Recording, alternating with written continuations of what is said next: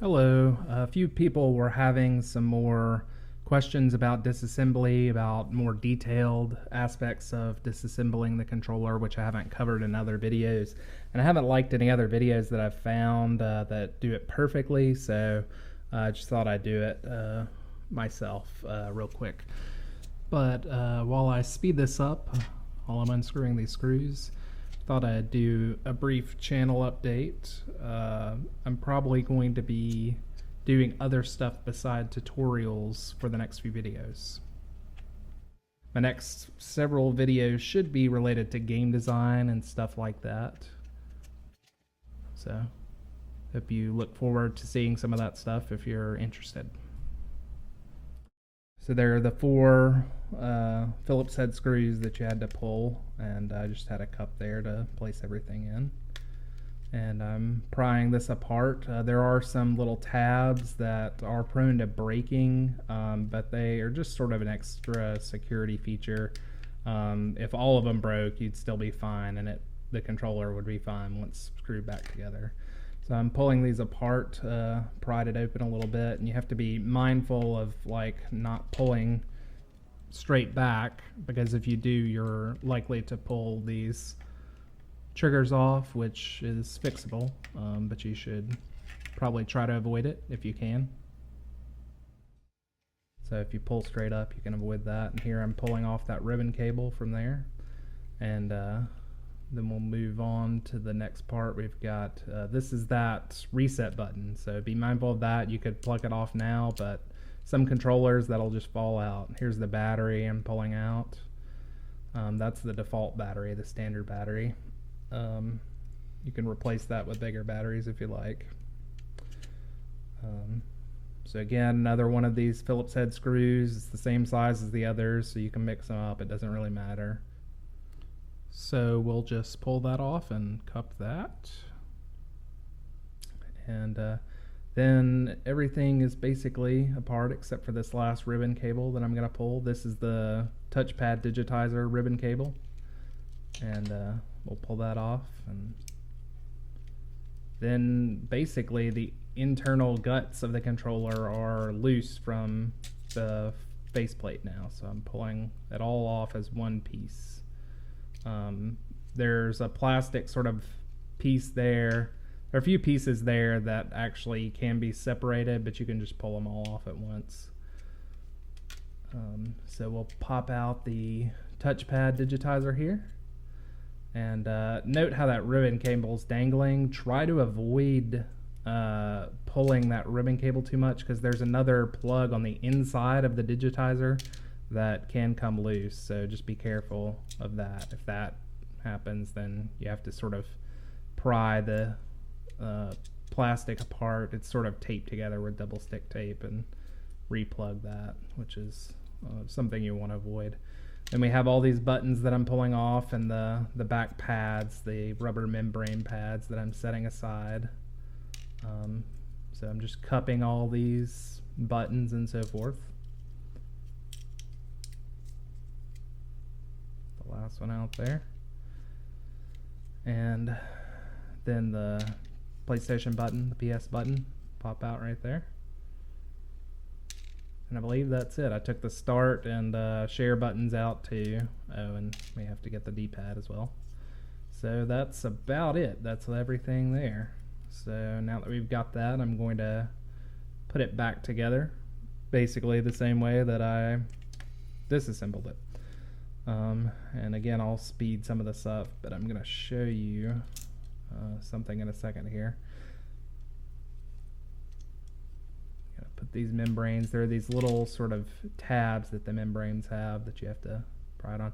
See, now look at this button. The buttons have these sort of cutouts that make it so that you can't put any of the buttons in the wrong place. So as long as it fits in there well, then it's the correct button, because each one of them sort of has a key on the edges of the button that is unique to each of these four face buttons. So I sped this up, and you can just look at how those keys line up with the other things, and then they'll be in the correct place and they'll be aligned properly. So again, another one of these membranes, and you have to mount it onto these little pins that I'm doing there. And then putting the PS button back, same deal. Every single button that comes out has those keys. So the PS button also has these keys that it's basically impossible to put it in correctly. So if it slides in completely, then you're set. Good little piece of engineering inside of here that makes this a little less painful to redo. Another one of these membranes, another little pin that you have to sort of insert the membrane onto, just like that. And now I put in the option and share buttons. Again, these have those keys, so you won't be able to put them in on the wrong side.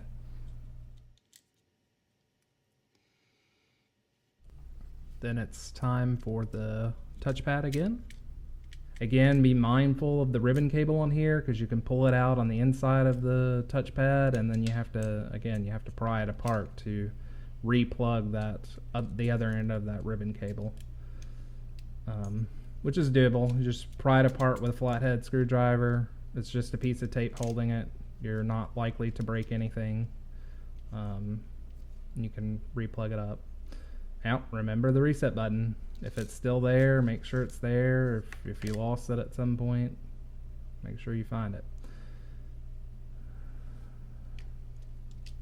We're back to the screws. So again, I'll speed this up.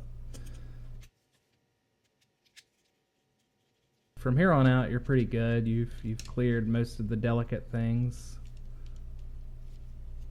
I'm doing a button check here to make sure everything's set properly, feels like it's contacting the membrane properly, so that way I don't have to take it apart again later. And here I replug the first of these ribbon cables. This is the Digitizer touchpad ribbon cable again.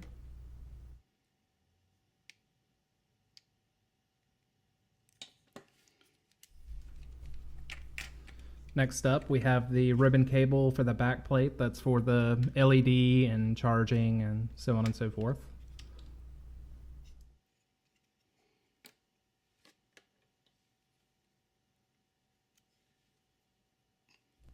Now, before I go ahead and plug this up, I'm going to show you what this looks like here. Now, it's possible to actually damage these pieces right there. They might mess up. Like the gold prongs might sort of deform and stuff if you mess something up. So what you can do is actually just snap them off. Just do it in, straight line, and then you're good to go.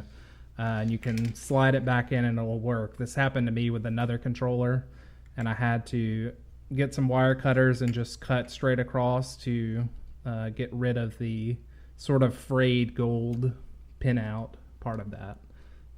So if you're having that problem, then that's what you need to do. You've got to be careful when you do that. That's sort of a risky procedure to cut it, but if that's all you've got, then do it. Just make sure it's lined up and test it thoroughly. If something's acting weird, unplug it, because that's your charging and it can mess stuff up. Send voltage to the wrong spot. I've already put the battery on, and here is the the R2 button. And it's got this spring on it, so I thought I'd show you. Now it can pop off like that. But if you have to replace it, then this spring, once it's on the actual trigger, it has to go in this slot that's sort of visible right here on the other side. So I'm gonna sort of show you what all of that entails. So you put the spring back here, and you can sort of see how it fits into the trigger right there. And then you have to do it. It's easier to do it sort of upside down, but I've got to show it to you this way. But again, there's that slot in there that's where it plugs in. So you can kind of see here where the spring is, and right below it is that slot on the piece. And once you snap it in, it's good to go. So that's if you snap that off. So again, pay attention to the reset button. This is the time to put it back if you have removed it or it fell out at any points, because we're finally snapping it back together. You put these prongs and snap them in like that, and then you just sort of finagle it closed, like so. Then you test all your buttons to make sure everything still feels right. Some of these membranes can come loose even if they feel right here, so you need to test it once the power's on.